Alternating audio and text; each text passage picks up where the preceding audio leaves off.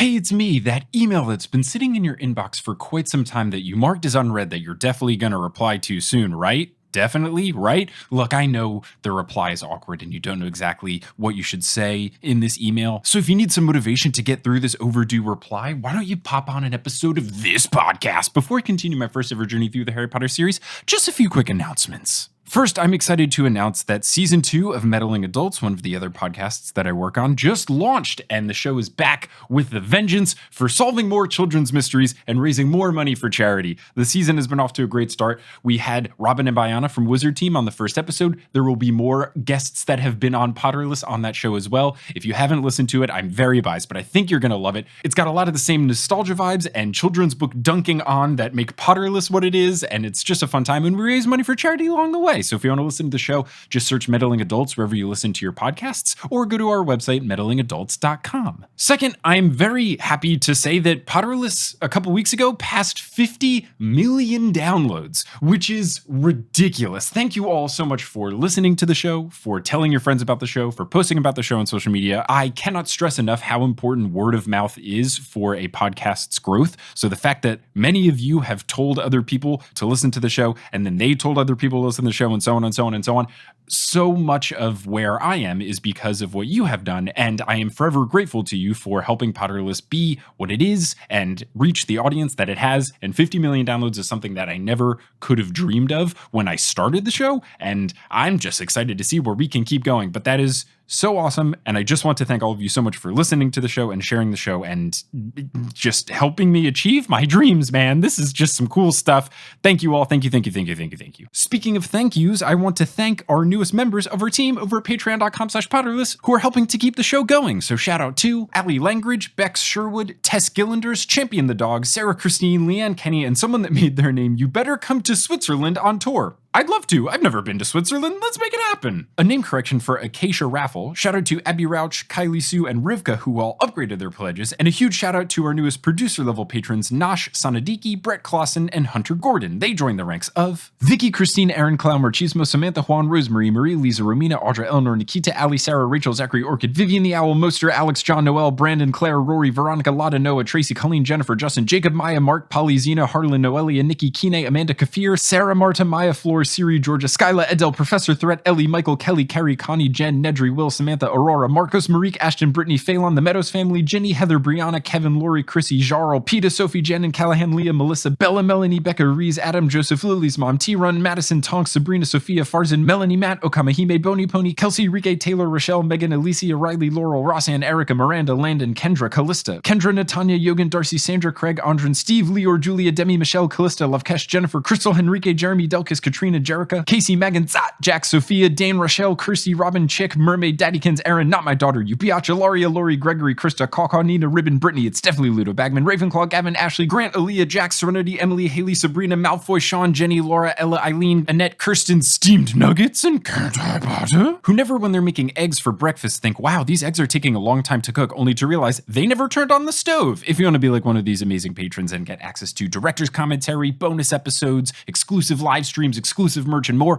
you can head on over to patreon.com/Potterless. But without further ado, let's get into episode 143 of Potterless, the first of two episodes covering Quidditch Through the Ages with Jania Stewart from the House of Black podcast.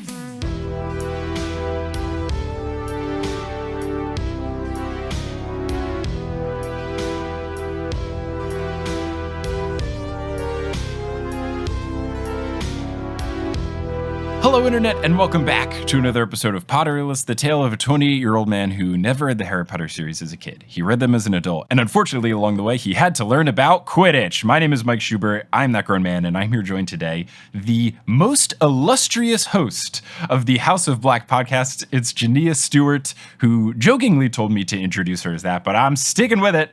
How's it going?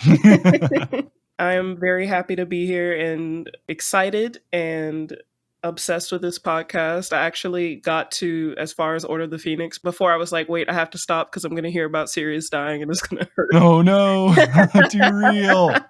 Yeah, so I was like, I'm gonna come back later. Regardless, I'm glad we could make this crossover happen. It is long overdue. But, you know, we're going back into, I had the nice holiday vacation from her in that I was doing a Harry Potter musical and sequel and senior year and all this other stuff, so I was avoiding the canon stuff. But now we're back to things that J.K. Rowling had a hand in, because I just kind of want to get them out of the way. I just want to be done with her. Mhm. So in order to do that, that means we have to revisit these spin-off books she wrote, and then the terrible Fantastic Beasts movies that she had a hand in. Jesus Christ. It's super fun. And now I get a really fun, cathartic way to just let out my anger on the situation vicariously through a subject that brings me so much disdain, which is Quidditch. I also think it's been quite some time since I've had a good old Quidditch rant, since Quidditch isn't in a lot of the stuff I've been covering of late. What is your relationship with Quidditch? Are you a fan? Are you against it? How do you feel? I don't really care about it. The only time that it seemed exciting to me was in Goblet of Fire, just because of like the international aspect to it, where it was like, it's not just this sport that they play at school, like it's a big deal in like the broader, culture of everything. So I thought that that part was kind of cool, but that's just because like I watch the World Cup every 4 years and follow soccer at no other point in my life. And like I love that, and I love the Olympics. Like I just love multiple people from multiple places like coming together to do sports. I think that that's so cool. But aside from that, like I would get to the chapters of Quidditch in the book and I'm like, okay, like what is there, can we please get, I don't care about this. That's why Goblet of Fire is great, because there is no Quidditch. Yeah, that's just in the beginning, and then they get out of the way. And even they don't even like describe much of the World Cup match. It goes pretty quickly. Yeah. I think that is the fun approach. And yeah, I think that's what I wanted this Quidditch Through the Ages book to be like. You get into it in the second half of the book, which I'm assuming we won't get to in this episode, so that's very fun. But I feel like the second half of this book is more fun in that you get to learn more about Quidditch throughout the world. But the first half, and I know that these are written to be textbooks, but it reads like a textbook, and I don't think anyone's ever been like, yo, this textbook is tight. Like, I don't think anybody ever enjoys reading a textbook. Right, and I'm fresh off of grad school. Like I graduated last year with a master's. Oh, congrats. So I'm reading this and it's bringing back like dark memories of academic text and everything. And I'm like, this is, I mean, I guess it's sort of interesting, but like even as I'm reading this, I'm like, as a Quidditch player, like why would I care about anything in this book? Like there's not really anything helpful in it to me. There are glimmers of entertaining aspects of it, and then I feel like they get overshadowed by just mundane things that are either confusing or boring or both. And I know JK wrote these for charity. I get that it's not as intense of a production as some of the other contributions she's made to the series, but it really feels like these were mailed in.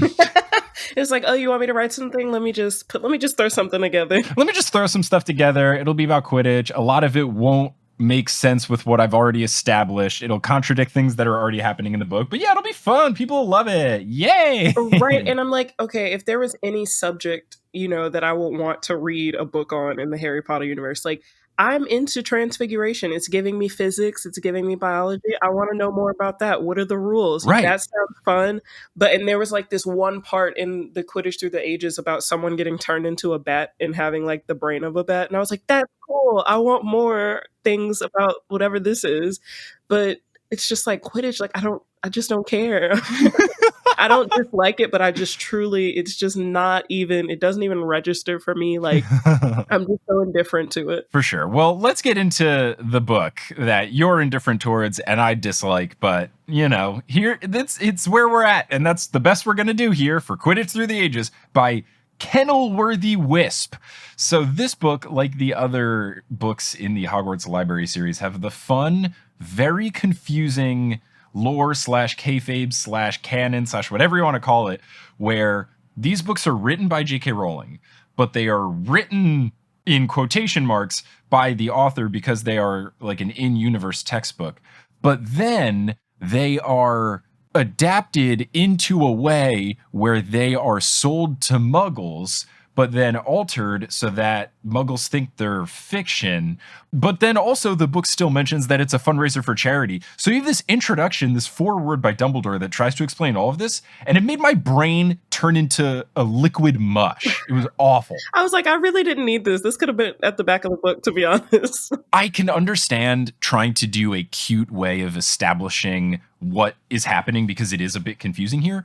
But instead of doing it in the character of Dumbledore outside of the textbook, which is inside of the canon, just have a page that's just straight up from J.K. Rowling that's like, hi, my name is J.K. Rowling. I wrote this book myself. It is raising money for charity. Let's pretend like I don't get why you have to be so fucking cute about it. Just tell us what this is.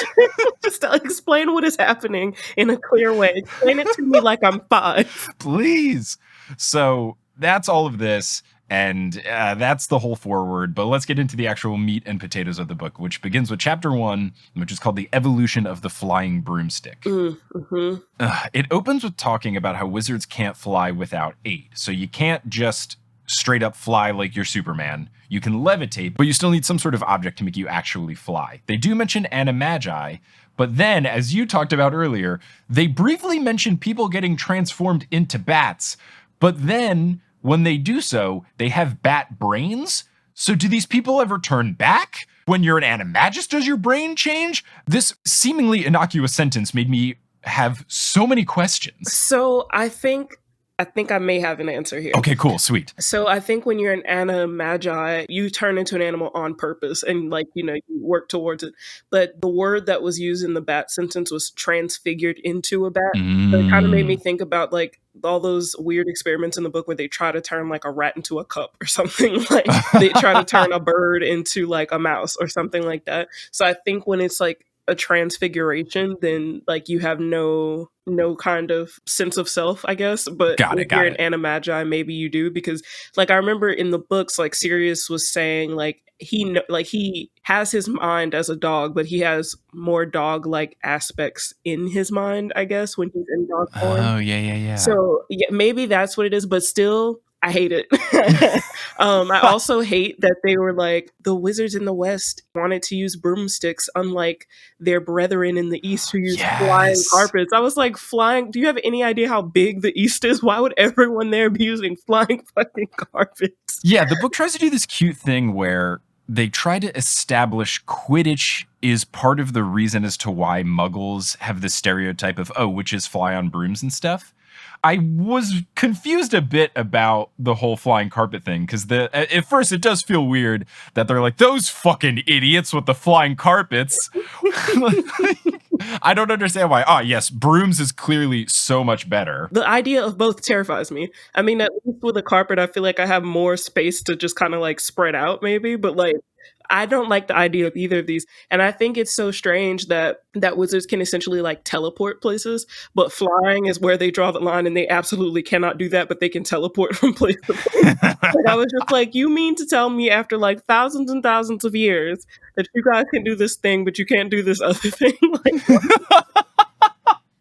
what I also find strange though about them dissing magic carpets is I feel like Quidditch on magic carpets is way cooler. That feels like way more entertaining to watch. Are you kidding me? Like, can you imagine just having to sit and like you can't stand and you have to try, everyone's sitting on their flying carpets and they have to try to pass and score and all this while never standing, just sitting? Either that or they're all standing and they look like the Silver Surfer. Where either option, it looks way cooler than riding on a broom. And honestly, like Quidditch on surfboards is like, it sounds better than Quidditch on a broom. You know, like surfboards is like you have to balance and you also have to like, there's no sitting, there's none of that. Like you have to balance and you also have to score and like people try to push you off and things like that. Like you jump on someone else's carpet and try to steal the quaffle from them. Oh, yes. The possibilities are endless. So they say that brooms were chosen as the flying devices as opposed to these ungodly carpets because they were discreet, inexpensive, and portable. Now, portable I find interesting because yes, brooms are light and you can pick them up. But I wouldn't say a broom is portable since they are usually multiple feet long and they can't fold up or anything. Right. And honestly, the fact that that's not an invention now is just like odd. Like, why aren't the brooms like little telescopes, or like umbrellas, the ones that you press the button and they just extend out? Like, how cool would that be? Like so baller. Like, you start a Quidditch game and you're holding what looks like a wand, but then you like, press a button and it just extends like into a, that's so cool. That's way cooler. The other thing that I find interesting about their broom stuff, and I know J.K. Rowling is working with the established mythology of witches fly on brooms. So she has to write this in a way where it, retcons and makes sense. But saying that a broom is discreet and inconspicuous, A broom is an extremely strange object to have outside of your house. So if someone sees you carrying a broom, it's going to look weird as hell. If someone's like, hey, Jeremy, why are you holding a broom? I'm sweeping out the trash in the city square. Leave me alone. No, it's just me at lunch with my broom in case I have crumbs go on the floor. It's so... It makes no sense. And like, there's this one part, I guess, in the first chapter where they're talking about like how it evolved into Quidditch and all these like precursor sports. And there's like this one part where like people had to like fly through fire barrels or something, and it said like the wizards would apparate to the end of the obstacle course to congratulate the survivors, and my note literally says survivor. Oh, I have the exact same note in my notes. We will get to it. I have it all caps with multiple question marks. Survivors. So finishing out the broom stuff, it says the earliest broom evidence was from 962 AD. There's a drawing from Germany with people dismounting brooms with discomfort due to splinters in their buttocks. So this, I think, gives further credence to the long-raging debate on Potterless of the do they wear clothes under the robes or not situation. And I feel like if you have splinters in your butt from riding a broom, you're not wearing pants under your robes. Yeah. So I feel like they don't wear clothes under robes, or at least not pants. Yeah, probably not, and especially not 962 AD. You know what I'm saying? They're freeballing it for sure. Yeah, they just threw on like elaborate robes, and it literally probably was a robe. Not sensible clothing at all. The final note of this chapter is that eventually, when broom design improved, people started flying for leisure and more than just transportation. But that takes us to chapter 2, Ancient Broom Games. This actually was a very fun part of the book. I have to give it credit. And all of these things sound better than Quidditch. So once brooms were designed in a way where you could change direction and speed and not just kind of go straight and up and down, games started to be played on brooms.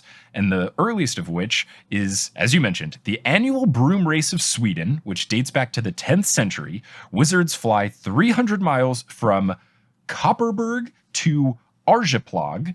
I probably butchered those pronunciations, if they are real cities even. I don't know if these are magical pretend cities.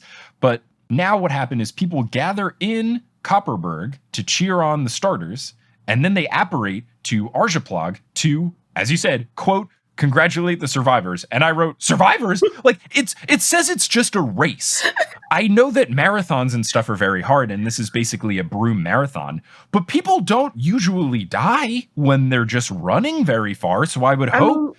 that's really in the spirit of what a marathon is in the first place. Historically, we call it marathon because a guy ran to the city of Marathon and then gave a message and then dropped dead as soon as he gave the message. So actually... People forget about that part a lot, in that the human body should not do this. Right. So I'm just thinking, maybe this is within the correct vein of things, to be honest. I guess.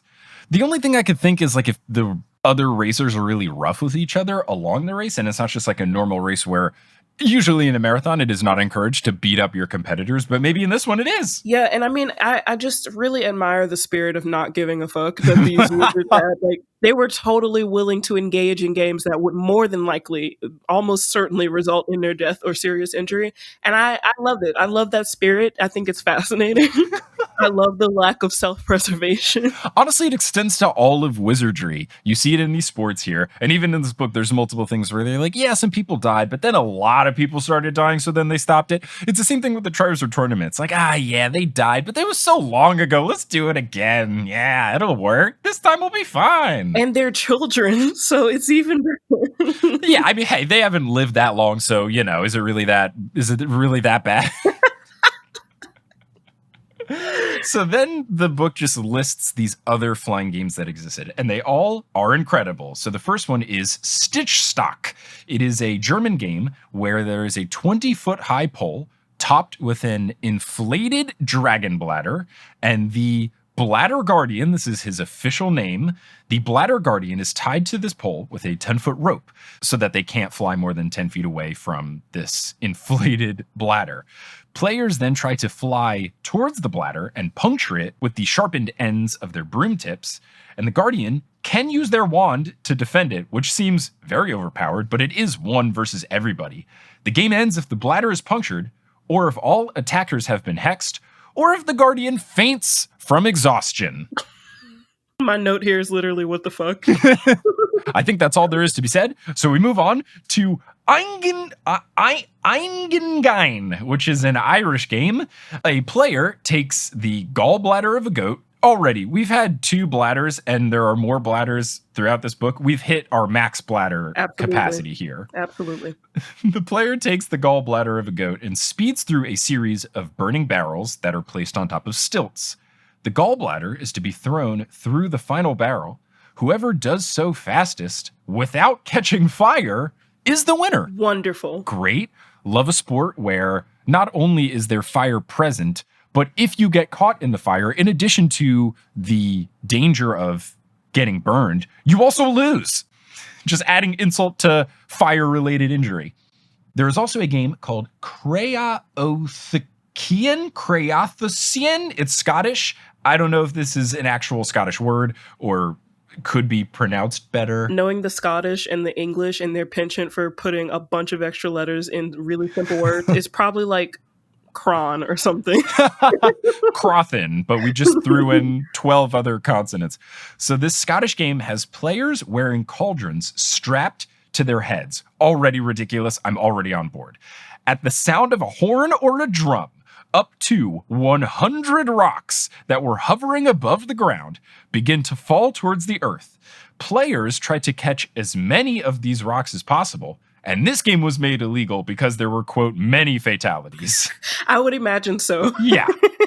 But this is already way more fun. Yes, it is bad that people died. Yes, it sounds terrifying. Does it sound incredible to watch? Yes. Absolutely. It seems like something that drunk people would do. It seems like something that when you're drunk, like it seems like a really good idea. Hey, tie this cauldron to your head, and I'm going to throw rocks. And whoever catches the most wins. Like it's like beer pong, except it's just they put a cauldron on their head with like fire whiskey in it, and you have to try to throw rocks, you know, and you have to drink like a cauldron's worth of fire whiskey.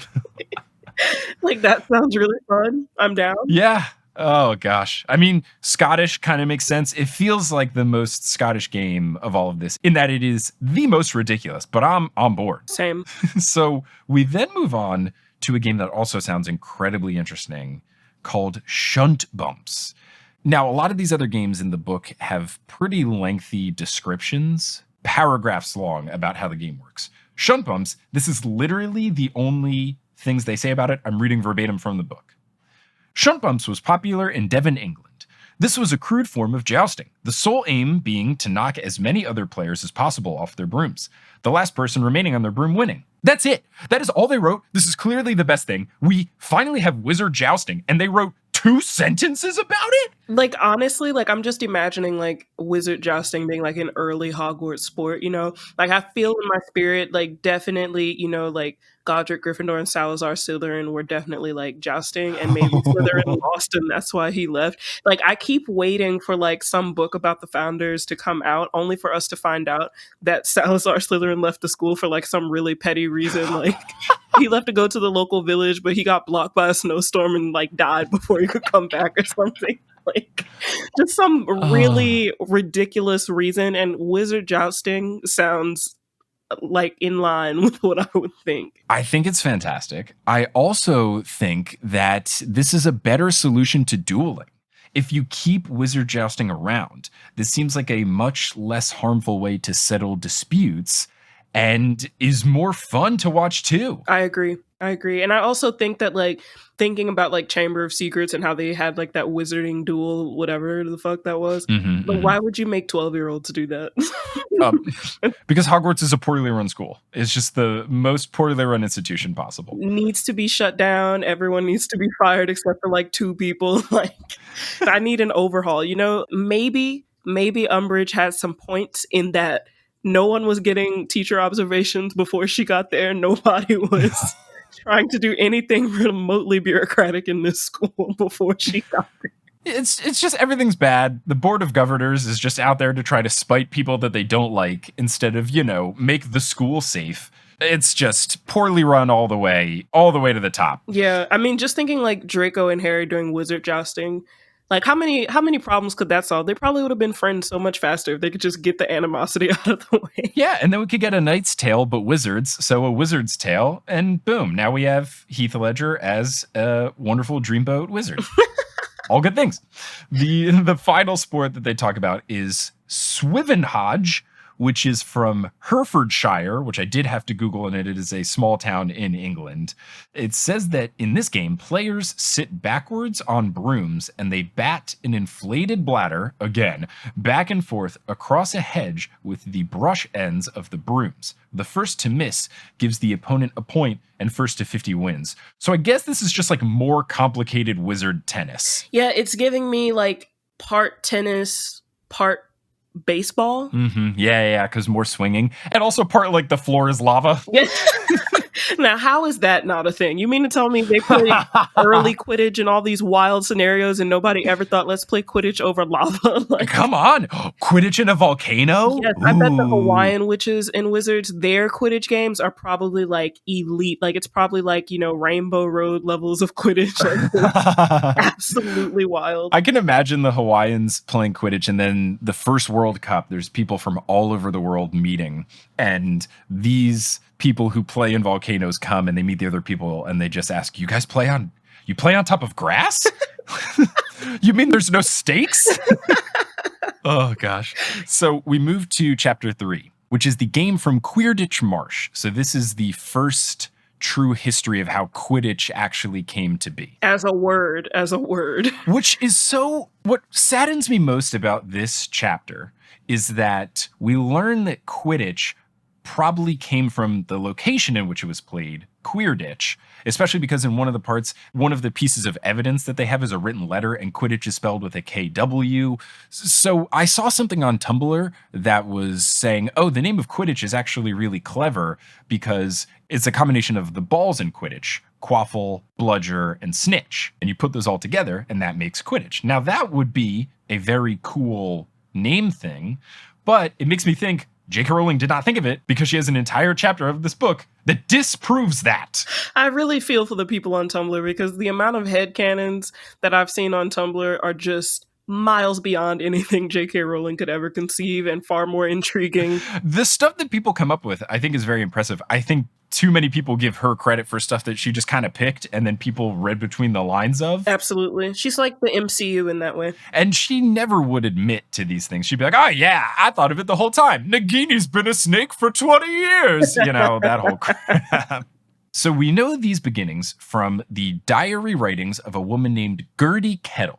She wrote a diary complaining about people playing Quidditch near her. And I gotta say, Gertie Kettle has the right idea. All I could think of was this lady has to be related to Hermione somehow. She has to be. I just know it. And like, there's the part where she's like, Tuesday, hot. That lot across the marsh have been at it again. A big leather ball landed in my cabbages. And it reminded me of like on Avatar, The Last Airbender, there's like that dude with his cabbage cart and something happens and his cabbages get knocked over and he's just pissed.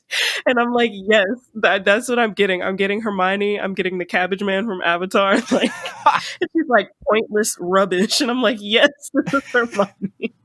I've never seen a second of Avatar, but Cabbage Man is now my favorite character. Absolutely. He's the cabbage bender, I can only assume. Mm-hmm. So her first note is, as you mentioned, a ball landed in her cabbage patch. And when someone went to retrieve it, she did a hex. And this hex is not your average hex. It took the person's knees and changed them so they bent in the other direction. Gross. Gertie Kettle is a boss. I love it. She's just like, get off my lawn. Like, this is peak get off my lawn. Her next entry in the journal says, quote, Broomstick idiots playing again. And this is my favorite spinoff of the Dropkick Murphys, the Broomstick idiots. But it's just, she is... I want a whole backstory on just Gertie Kettle. Yeah, give me more. Like her next one, she says, like I guess one of her friends came to visit her and they went to go watch. And she said, now they have 2 big heavy rocks flying around trying to knock them all off their brooms. Unfortunately, it didn't happen while I was watching. Incredible. Gwennock told me that she often plays herself, went home in disgust. It's the best. My friend says she likes it. She's dead to me now. I love it. It's so good. It's so good. What is not good, though, is the narrator, this Kennelworthy Wisp character, then goes on to dunk on Gertie, basically implying that she is not smart in that she only knew one day of the week because every entry says Tuesday, Tuesday, Tuesday. Now, what I think is much more likely than her not knowing the difference between days of the week and thinking every day was called Tuesday, it makes much more sense if these people just play Quidditch on Tuesdays. Right. That makes so much more sense. And I don't get why the narrator is going out of their way to dunk on this character. And then a step further back, J.K. Rowling wrote a character and then made fun of a character. What are we doing? Right. And it's not like people didn't know what days were back then. Like, right. Oh, this person is clearly unintelligent because they don't know what days of the week are. these people just probably harassed her once a week by gathering on Tuesdays, and now she has to It makes so much more sense to be like, hello, Quidditch playing friends. Let us play Quidditch once a week on Tuesdays. Great. because it is the Middle Ages, and like we don't have time to play Quidditch every single day. Like, Yeah. what? Seems so unnecessary to go out of their way to dunk on her. So then there is no further mention of Quidditch being played until a century later. There is a letter, and this is the letter where Quidditch is spelled with a KW. All of the positions have different names. So chasers are called catchers, bludgers are called blooders. The trees now have become barrels on stilts, and there's still no Snitch until the next chapter, Oh, the God. arrival of the Golden Snitch. Hooray! Oh, God is right, Jania. Hey, it's me editing, Mike. How's everyone doing? Before we get ready to hear discussions at length about snitches, I think we need to prepare ourselves, and what better way to do so than with a little segment we like to call Wingardium Leviosa.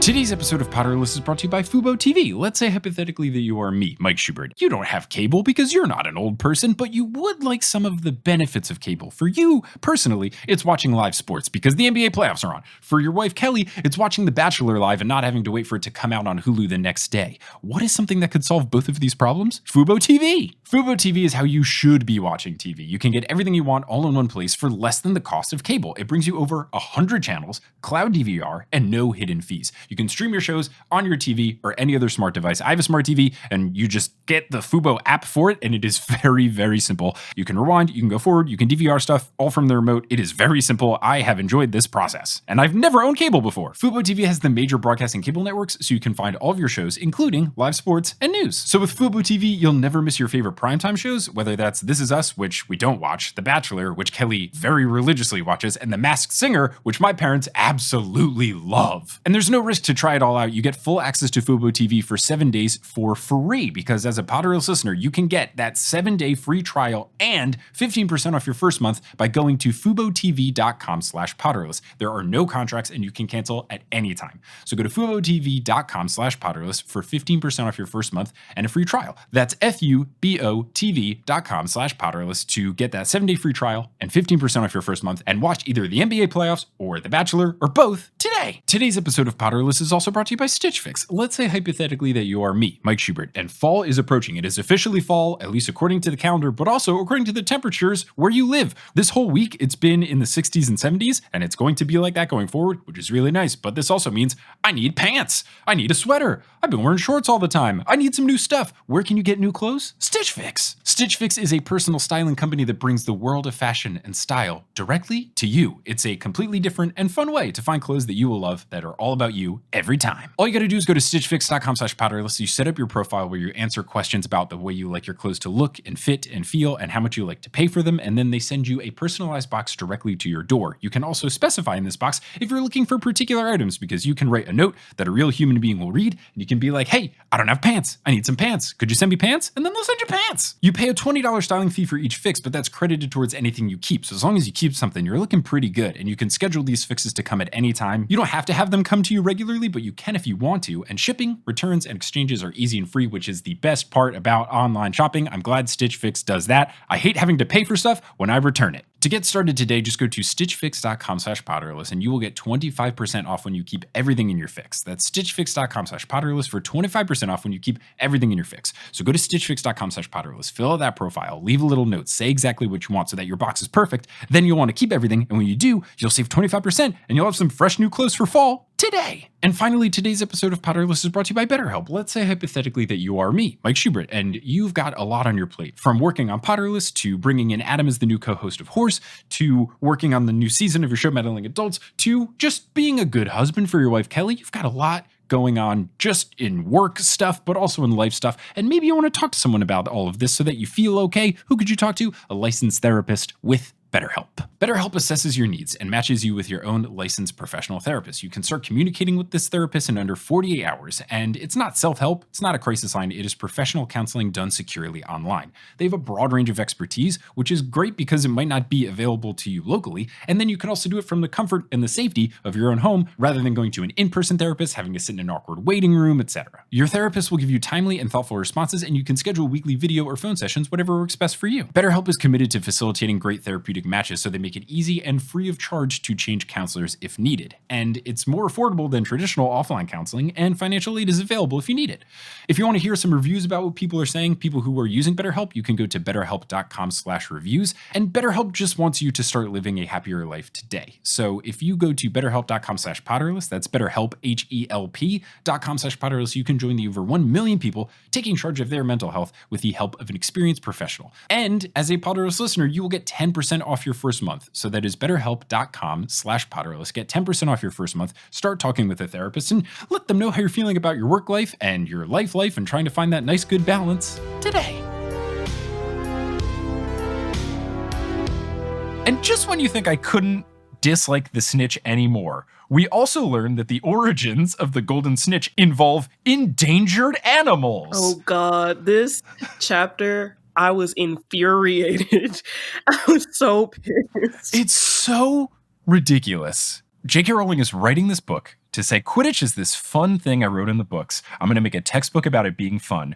Oh, I'm also going to make Quidditch responsible for the endangerment of an animal. Like, this bird, as we'll get into, was not endangered before Quidditch, and then explicitly because of people hunting this bird and then them taking that hunting into Quidditch, it became endangered. She's writing this fun book for kids. It's a fun, happy-go-lucky book for charity, but what are we going to put in here? We're going to put in animals getting endangered. Not just endangered, literally, like, getting crushed. Like, that's the whole thing, is you have to catch this little baby-sized bird, and you have to, like, it's going to get crushed from the force of you trying to catch it. And then there's, like, the part where they're saying, like, the bird tried to fly out of the fucking Quidditch pitch, and they used spells to repel it so that it couldn't get out, and it was freaked out, and then it would die because people were crushing it. Mm-hmm. What? Why would you do this? And then they're like saying the origin of how many points it is because this guy. Oh, we will get into that. Oh God. Let's take it from the top of this chapter. Yeah. It says that in the 1100s, golden snidget hunting became popular. So a golden snidget is this small, spherical looking bird. There's a drawing of it in the book. It looks very cute. Thankfully now it is a protected species, but this hunting, along with Quidditch, made it endangered. So people just trying to hunt these birds because they were very hard to catch was responsible for a lot of muggle sightings of wizards on brooms because people would fly around trying to catch them for sport. Now in 1269, the crossover of hunting these birds and Quidditch happened. The chief of the Wizard Council, Barbarous Bragg, was in attendance at a Quidditch match. And we know about this because a woman named Madame Modesty Rabbit, or Rabot, or Rabot of Kent, sent a letter to her sister Prudence in Aberdeen. Now, first, this family decided to name their two daughters Modesty and Prudence? Love a themed kid. Like, what? I love that she gives all of these people like the most ridiculous names, and it's like, dude, like, this is still England. There's no reason why no one would just have just the most regular name ever. Like, everyone is not named like, you know, water bottle piece of paper, you know, like they can be named John. Okay, it's okay. They can be called John Smith. There's nothing wrong with that. It's okay. So the second thing I have note about here is if this letter that Modesty wrote to Prudence doesn't open with Dear Prudence, I will be very upset. Missed opportunity. So Bragg, this head of the Wizard Council, brought a snidget to the match, and he said that he would pay 150 galleons to whoever caught it. Now, the book clarifies that this is 1 million galleons today with inflation. And I believe the last time I tried to do the math, a galleon is like $7. So we're talking about $7 million being put on the line by some dude in attendance of a game. Yeah, and my only note at that part is I don't like this. Nope. That's my note. It is ridiculous. Absolutely, like, horrifying. Like, I was like, okay, okay, I don't like where this is going. And then the very next part is about this poor little baby bird who Right. is trying to get out, but the wizards keep forcing it back in. And this lady is just like telling her sister like how pissed she was that she ran into the pitch to try to rescue this bird. And they were like, get the fuck out of here, weirdo. And they threw a bird cage at her. And they hit her with a 10-galleon fine for ruining the game. And she's like, yeah, well, I don't have that money, so I had to sell the house. Yeah. What? And then on top of that, she ends the note by saying, Chief Bragg would have lost my vote if I had one. So in addition to all of these sad things, J.K. Rowling is also letting us know early witches didn't have the right to vote either. Thanks, JK. I love this very fun book I'm reading. It's terrible. Just tells me everything I need to know about like how awful it would be to be in this universe, at least in England. Like, I'm convinced that all of the real fun and magic is happening in like other parts of the world. Brazilian wizards just thriving. Absolutely. Like, I know the Hawaiian wizards and witches are having the best time. Like, so yeah, as you mentioned, the bird was let out. Of course, everybody stopped playing Quidditch and just tried to catch this bird because, $7 million were on the line. And the bird, even despite Modesty ruining this particular game by doing Accio Bird and saving it, Snidgets still became a part of almost every Quidditch match going forward, and the Seeker was originally called the Hunter, and as you mentioned, they had to kill the bird in order to get the 150 points, which they assigned in memory of the outlandish prize from Bragg. yeah, I hate it. It's awful in so many ways. You have the bird needing to die in order to get the points. You have tons of these birds getting killed. And then also you have a scoring system that makes no sense in that it's only 150 because this guy put together this bounty that was ridiculous, so ridiculous that the narrator had to clarify that people didn't think he was actually going to pay that amount of money. It was so high. So why are you basing the scoring system of your game off of that? When you make a sport, you usually, pick rules that make sense, not pick rules that pay homage to this shitty person. Yeah, it's just making me think like I'm imagining like, American football. And that's like saying, a touchdown is worth 50 points and a field goal is worth 1. Like, what? I have gone into the weeds so much about why the scoring system itself doesn't make sense. So I won't even get into that aspect of it. But the fact that you've determined a part of a sport based off of some dude that was at a game back in time is just not how the world works, especially if he did an objectively terrible thing of endangering these animals.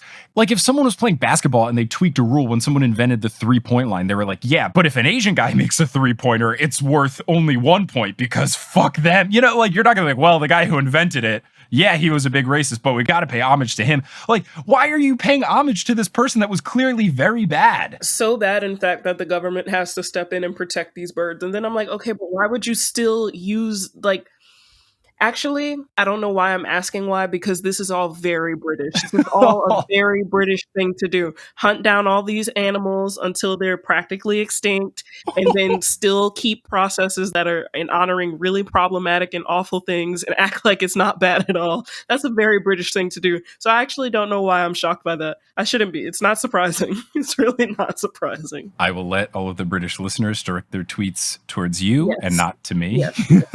Throw it this way. The final note from this chapter is it says that by 1250, Snidget numbers were so low that the new Wizard Council head, Elfrida Clegg, whose name rhymes with the previous head, I guess, outlawed it. The Golden Snitch was then invented by Bowman Wright of Godric's Hollow. He was a metal charmer. He made it fly like a Snidget, but charmed it in a way where it would stay within the pitch, so it wouldn't fly out of bounds. Why not do that first? Why use birds? Why use real live birds? That's the thing! Even if you're introducing the bird catching element to this game, why was it necessary that the bird had to die? Was that essential? Why can't it just be you catch the bird? There's no protection charms on the bird to protect its life. There's nothing. They were just like, fuck this bird. We don't care. Like, what? That's like playing baseball with pigeons. Like, what is that? Catch and release fishing is a thing. Why can't we just catch and release the Snidget? Oh my God. Ugh. Just truly terrible. Thankfully, one of the notes in this chapter is that there was a conservatory put in place to protect Snidgets, and it was in the name of Modesty, so that's kind of cool. Modesty the person, not Modesty the concept. So at least we have that, I guess, but I don't know. We move on to chapter 5, anti-muggle precautions. Yeah.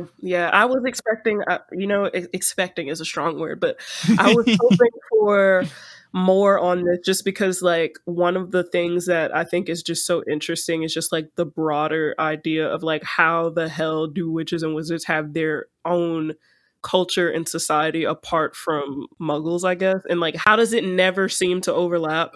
And so they were just like, oh, no reason. It's very much yada yada'd over. Yeah, it's like, yeah, we just decided to play on brooms just away from people. And I'm like, I'm sorry, that's not enough. So yeah, in 1398, the first set of rules was made by Zacharias Mumps. Of course, has to have a silly name. The first section of this rule book was about how to protect the game from being seen by muggles. So the council basically had to keep instituting rules where you first had to play in an abandoned field. Then this abandoned field would have to be 50 miles away from any muggles. Then it was up to 100. And then it got to a point where you had to play in these fields where there was no possibility of a muggle seeing it. The author then goes into how muggles knew about broom flying, Quidditch played a part in that, it's wizards' worst kept secret. But then, keeping on brand with dunking on people for no reason, they talk about children's drawings of witches on brooms, and they go, none of the brooms that are drawn by these kids could fly. But earlier in the book, the first broom, that German one, was just a fucking tree branch. So what do you mean? Just the idea of someone just yanking a tree branch off a tree and be like, I'm gonna hop on it. Like, what? Yeet. It's already a terrible idea. I don't get it. And then they say that the International Statute of Secrecy from 1692 finally made these Quidditch precautions against the muggles stick. The Department of Magical Games and Sports was formed, and they set up designated pitches for people to play Quidditch on so that people couldn't see. And you're right, I would have loved to hear more about the specifics of how they hide the giant World Cup stage, what charms they use, and all this stuff. But basically the book just goes, yeah, they make some charms so muggles can't see it. Chapter 6! Yeah, and I'm wondering if like the whole international statute of secrecy thing is like, it's 1692, is like, is that a result of the Salem witch trials? Like, what? I want to know more. It is something that's alluded to in a couple of these spin-off books, because I've read the Beetle the Bard one and the Fantastic Beasts one, and they also talk about this in Fantastic Beasts, the new movies. I think that this particular statute of secrecy was a big deal, and I think the big thing was wizards and muggles used to live in the same town, and very much along the lines of Salem witch trials, wizards were getting treated poorly by muggles, so they decided to just kind of hide. So I can see that. But yeah, it does seem like the way we learn about this thing is just different specific hodgepodge kind of ways this statute relates to other things. It would be a nice Pottermore entry. Maybe it is one. I don't know. But yeah, it seems like a pretty big deal that should be written about in more detail. Yeah, for sure. But anyway, we move on to chapter 6, which will be the final chapter we're covering in this episode of Potterless. And this is Changes in Quidditch Since the 14th Century. And here's where my gears really start to grind, because this is when they start talking about rules and fouls and the logistics of how the game works. And works is used in just the most generous sense of the term, because this game does not function properly. I can't even lie. This was probably the funniest chapter to me. I am a teacher. Okay. I live in an area where people are pretending COVID is like not a big deal. And so like schools are trying to roll out all of these protections and be like, hey, we don't want to open schools until these things happen so that everything is safe.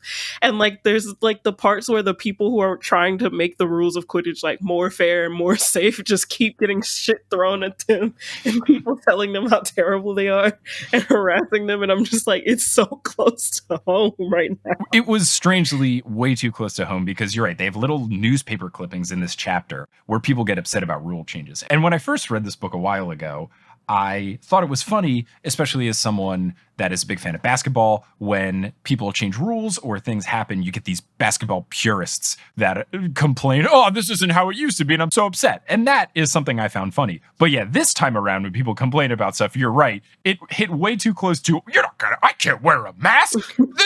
This is my right to be a piece of shit. Like, it felt way too real. Right. So this chapter first states that the referee in Quidditch was originally called the Judge, which I feel like is a pun J.K. Rowling came up with after she wrote the 7 books and was like, I gotta sneak this in. This is gold. Which it's not. It's terrible. So the trees that they originally played with became baskets on stilts. Those became goalposts. And this is where we get our first newspaper clipping of purists being angered that they've changed baskets into goalposts, which just make more sense from a logistical standpoint. Absolutely. Then they go on to say that the scoring area was instituted, which is a part in the pitch close to the goalposts where once you cross this line, the only person who can do so is the person with the quaffle, the chaser, who is trying to score. And that also makes sense. They also go into details about the actual quaffle itself. Originally, it had a strap on it so people could catch it.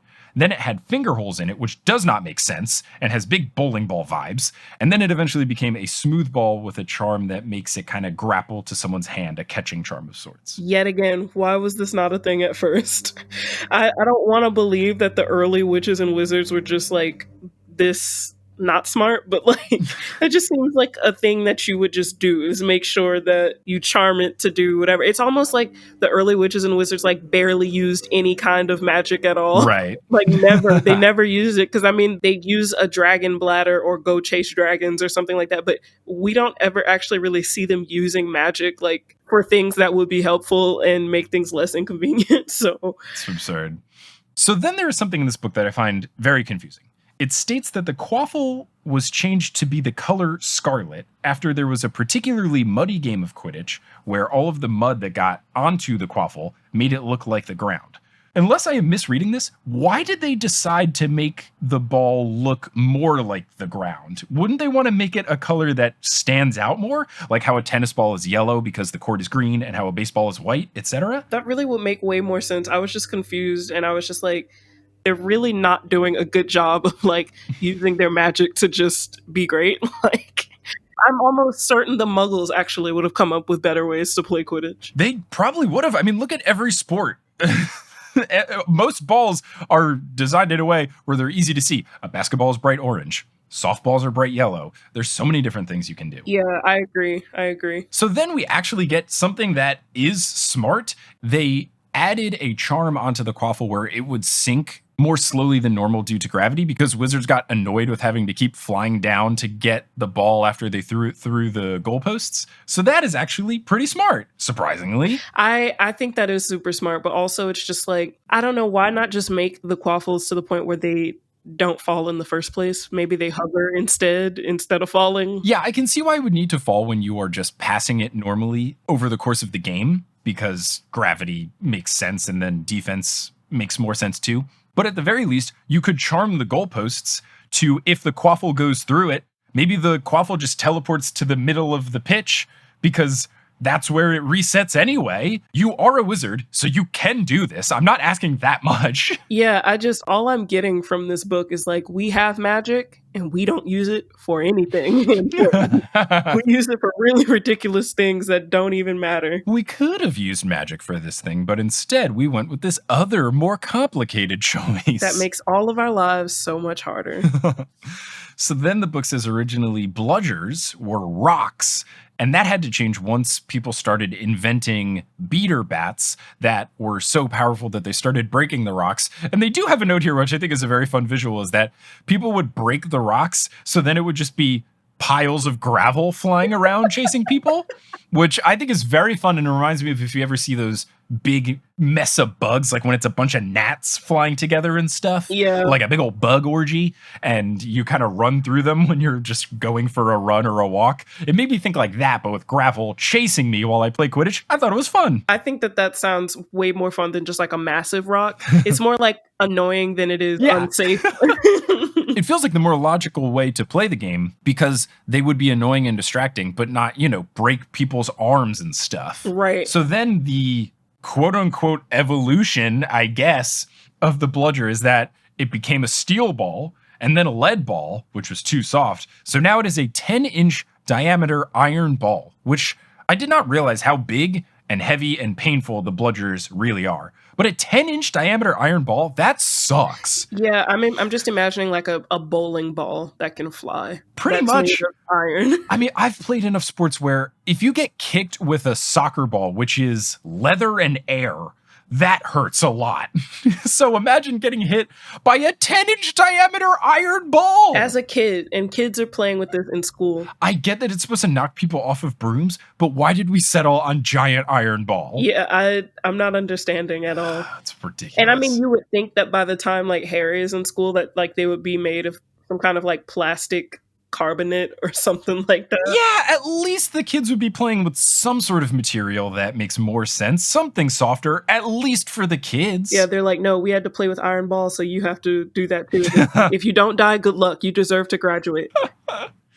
So then it starts talking about the Snitch. There is a tale that in one game in 1884, a Snitch couldn't be found for 6 months, which sounds like the worst thing ever. I love that the next thing in that quote is like they're saying, legend still has it that the Snitch still lives. It's a wild Snitch just on the moor. I don't know what a moor is. I assume it's like the woods. It is a big open field. I also had to Google it. It's just a big empty plains, basically, in the English countryside. If it's a big open field, it sounds like you would know if there was a golden snitch flying around all the time. Like you'd be able to see it. I will say, give me the spin-off story of this golden snitch that is out in the wild still to this day. You know, I would like to believe that somewhere there's a fan fiction about this wild snitch and then like the Weasley's car from the woods. They fall in love. Yes. Deciding to just terrorize everyone and just like make everything really terrible. I ship it. So it starts talking about the other positions. It clarifies that keepers are allowed to score. They can leave the goalposts. That's fun. The biggest change with the chasers, as I mentioned before, is that only the chaser with the quaffle can enter the scoring area. The reason that they did this was to stop a tactic, which sounds brilliant, called stooging. It is a tactic where the other two chasers would ram the keeper out of the way so that the chaser with the quaffle could just easily score. And then we get another newspaper clipping where purists scream in anger that their chasers aren't cheating. How dare you outlaw this tactic? This reminded me a lot of like with basketball a couple of years ago. They made some kind of adjustment to like a certain thing that didn't used to count as a foul like suddenly was. And like all these older basketball people were like, yeah, basketball these days, there's too many rules. We didn't have all these rules when I was playing and like stuff like that. And they were like, it's just not the same anymore because of all the rules. What's so wild about that is if you look at old basketball footage, pull up a game from the 1970s, it is so boring. It is laughably boring. Boring. The three-point line is the best invention ever in the history of sports. And people want these old games where Bob Cousy just dribbled around and shot it from two. It's pitiful. So the Seekers, the book says, have the most glory out of any of the positions, but they also get the most fouls and the most injuries. There's a very fun note where they say that, quote, take out the Seeker is the first rule in Brutus Scrimgers. Rufus Scrimger was the president, right? The Minister of Magic. So is this his relative? I would imagine so, but I also have heard that Scrimger is like a not uncommon last name in the UK. But okay. I'm choosing to believe that they are, just because like the other Scrimger, he seems like very like no nonsense, and I think if he was a Quidditch coach, he'd probably say the same thing. So this is the first rule in his book, The Beater's Bible. So it's fun that he is a notorious Quidditch beater. I think it's fun that the sibling of the prime minister would be a famous athlete. That would be a very fun dynamic. Very cool. I love it. So then it gets into the rules, and it lists 7 rules. First, players can't go out of bounds laterally. You can vertically. There's no rule against how high you can go, which I guess, sure, if you do, it's a turnover. That makes sense. You can call a timeout, which I've already talked at length about why this makes no sense at all in Quidditch, because you just call a timeout right before someone scores. Doesn't make any sense. But you can make this timeout to be 2 hours long if the game has gone over 12 hours, which just sounds like the worst thing. It reminds me of like, I think in the first Harry Potter book, they mentioned something about like the longest Quidditch match took like 3 months or something. And I was just like, so since we're making all these rules, why is there no time constraint on Quidditch? Like, why is there no... Because that would make too much sense. Because I imagine like trying to catch the Snitch within a certain amount of time would just be way more fun to watch. Yeah. Knowing like, all right, I'm just going to settle in. This could be 2 seconds or it could be 2 hours or it could be 2 days. Who can say? Like, what? Why is there no time constraint on here? Just be like, all right, you got 15 minutes, go. And then we'll stop. Like, also, how stressful would it be to be a spectator at a Quidditch match? Because you just have to schedule out the next month just in case. Yeah.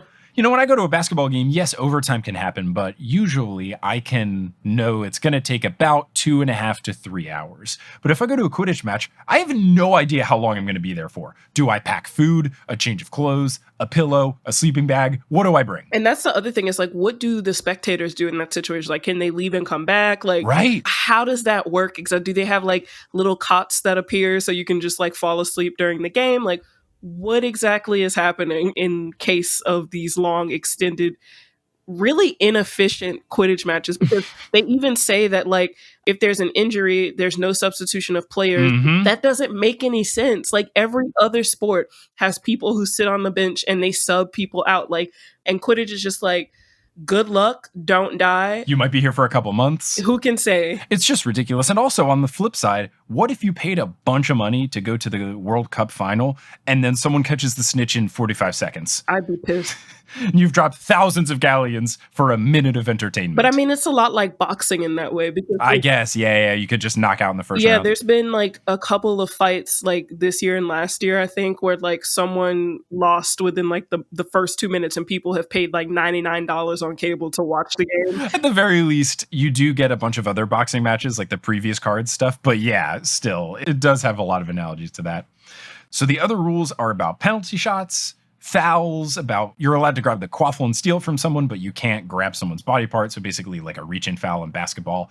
Like you mentioned, if someone gets injured, you can't sub, which makes no sense. Wands can be on the pitch. A player can have a wand on them because there's some right to carry law, which felt very Second Amendment-y to me, but they can't be used, which just do some sort of charm where people's wands can't work. I feel like there's a way around this. And then finally, the final rule is that a game ends when the snitch is caught or there's mutual agreement between the captains to end the game. Which made me think about that 3-month-long Quidditch game. You mean to tell me that the two captains weren't at some point like, I'm tired. Can we just agree to not? Like, Right.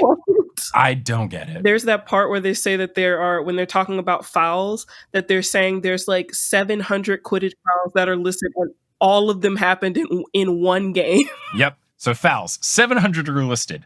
They all took place in the first World Cup final in 1473. They have not made this list public because the Department of Magical Games and Sports thinks that, quote, people might get ideas.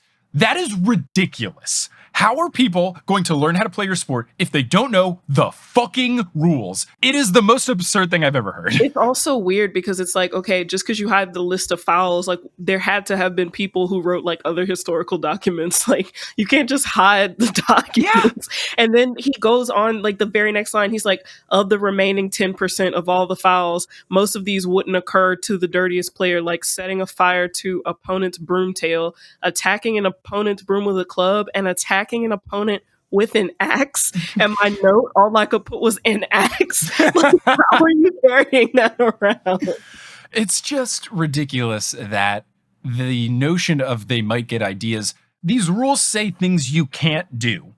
And if you make them illegal in the game and you attach punishments to them, people won't do them. When you learn about the rules of baseball, you don't think, oh, I'm not allowed to throw my bat at someone. I'm going to throw my bat at someone. No, it's against the rules. You will get ejected. Your team will be punished for doing this. It's so strange that that is a concept. It shows that J.K. Rowling just knows nothing about sports. And then, yeah, as you mentioned, the narrator goes on, says that 90% of these fouls deal with wands. You could just simplify these rules to say no wands, no weapons. Boom. Now instead of 700, we have a list of 20? I don't know. Yeah. And like there's them saying that like referees were being killed at these games at some point. And like one of them randomly, like they would turn the referee's broom into a portkey, and this one referee ended up in the Sahara Desert. And I'm just like, what is this game? It makes no sense. Ridiculous. The referee note, they had that thing that you mentioned in 1357, somebody died. People think that the person who killed the ref was someone from the crowd. So that's not great to think that, I guess because all these wizards and witches have wands on them. Imagine being a baseball umpire and you make a bad call and then someone shoots you with a gun from the crowd because they disagree with your call. Right. Like there's nothing, the more I read this book, I was like, yeah, I went into it like, I don't really care about Quidditch. So now at the end of this, I'm like, bro, fuck this game. This is terrible. Like, I'm just so mad. Like as a teacher, I'm like, I cannot believe children are playing this game. Like No, and it's the only game. That's the thing. It's the only game in Hogwarts. There are no other choices for sports. You either play this or you play fucking marbles in a circle. Yep. Like, that's it. Your options are this or marbles. Get used to it. It's ridiculous. It's absurd. It's awful. And I think this is a perfect place to end this first episode of Potterless about Quidditch Through the Ages. So, Yes. oh man. Jania, how do you feel? I mean, I feel like you've summed it up, but how did I think you were right in that this book could turn someone indifferent about Quidditch to a fellow Quidditch hater like myself. Absolutely. Like, after reading it, I'm just like, yeah, I don't like it. I think the only time Quidditch would be interesting is like at the World Cup, but aside from that, I have no, like, why is it a thing? Why are there no other sports? You know, like, America has like football, basketball, baseball, hockey, all these other things, and this is, in 1,000 years, this is the only sport there is. This is it. Nobody else decided to come up with like fucking wizards on ice or something. Like, nothing. Bring back wizard jousting. Bring back game where you catch the rocks in the cauldron strapped to your head. Come on, let's do it. This book, I was just kind of like, I don't know. The British wizards seem very like unoriginal. I'm like, where's the innovation? Where is the imagination? We're not really using our big brains here. I'm not understanding. What a time. Well, we'll cover more of this in the future. But in the meantime, if people want to find you doing stuff, your podcast, where can they go? Where can they find it? What's it all about? Let the people know. Okay. So the House of Black podcast is a podcast that I am rereading the books from my perspective as a Black woman who is now an adult. I made the name after thinking about the fact that there weren't very many like podcasts geared toward like Black and other people of color Potterheads. So I used the House of Black from Sirius Black, who's my favorite character. And I used it as like a play on words because I consider my podcast to be like a house for unrepresented fans in the fandom. And so if you would like to listen, my podcast is available on Spotify, Stitcher, and Apple Podcasts. This past Monday was actually the 1-year anniversary of the podcast. Congrats! Thank you. So I'll be starting Goblet of Fire. I'm very excited, and you can follow the podcast on Twitter at House of Black Pod. You can also follow my personal Twitter at @TheLady_Artemis on Twitter as well. And yeah. Awesome. Thank you. No, I appreciate your podcast existing, especially in the Harry Potter space. I mean, it's important that we have spaces where people feel represented. And I think Harry Potter is an especially important area because we could serve to better have appreciation for diversity in the books, in the fandom, in so many areas. So Absolutely. I think it's a great place that your podcast lives in for the fandom, especially given everything going on, at least in America, also throughout the whole world. And then on top of that, with J.K. Rowling, it's just a whole whirlwind of, I appreciate that your podcast exists and what it's doing. And I think it's an important thing to the community. So I highly recommend everyone check it out. Thank you so much for having me. This is like my I think I've made it moment. Oh yes, because this was one of like the podcasts I was listening to that I was like, I want to be like this podcast one day. So like, I love it. Yeah, that DM, I like sent it to my sister. I was like, this is it. Oh, you're flattering me way too much. No, I'm so happy to have you on the pod. I'm glad that we could talk about Quidditch. I'm glad I could turn you into a hater, and I'm excited to talk about this more in future episodes. Yes. Mm-hmm. Well, Jania, thank you so much for joining. Listeners, thanks for listening. And as they say in the wizarding world of Harry Potter, before all of these hundreds of rocks fall from the sky and fall into people's cauldrons, wizard on!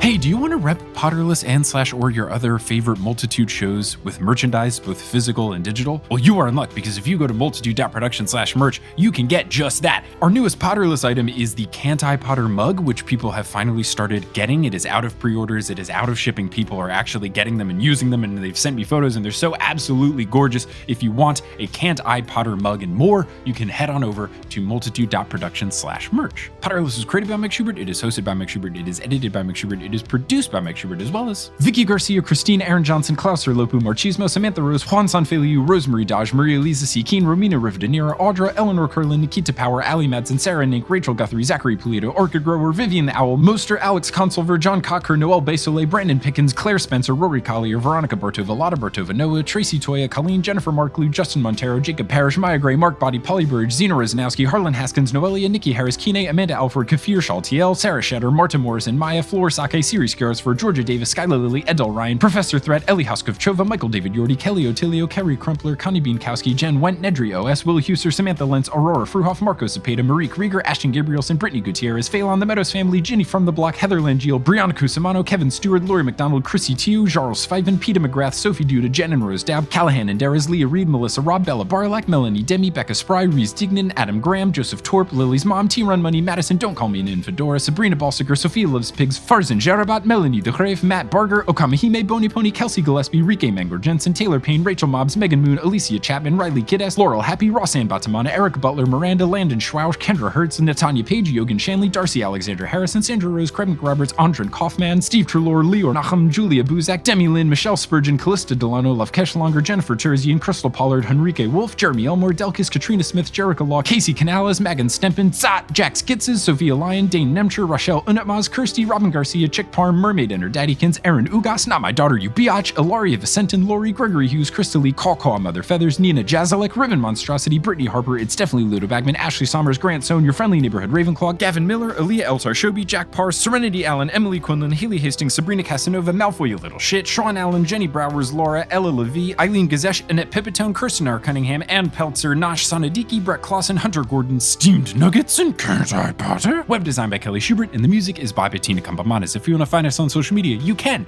at facebook.com/Potterless, twitter.com/Potterlesspod, instagram.com/Potterlesspodcast, and reddit.com/r/Potterless. For any and all information about the show, you can go to potterlesspodcast.com for bonus content. You can go to patreon.com/Potterless, and for merch, you can go to potterlesspodcast.com/merch. If you want to tell someone about the show, whether you reach out directly or you leave a rating and review online, both of those really help. Thank you so much for listening, and until next time, as they say in the wizarding world of Harry Potter, wizard on!